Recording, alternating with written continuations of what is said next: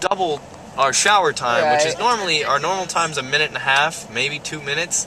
So we're like, we gonna take 4-minute showers tonight?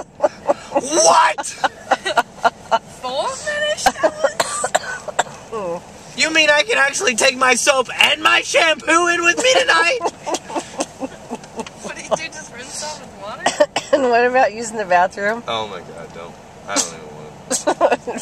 What about Sunday mornings? Sunday mornings are, Sundays are grilled cheese and Jesus day. And it's sad when trainees get super freaking excited about grilled cheese. Dude, we get grilled cheese today, dude. We're pretty pathetic. So Reveille goes off at 5:45 on Sundays because it's a weekend. Then you have slept in until 5:45. Right. We slept our asses in this weekend. We slept till 5:45.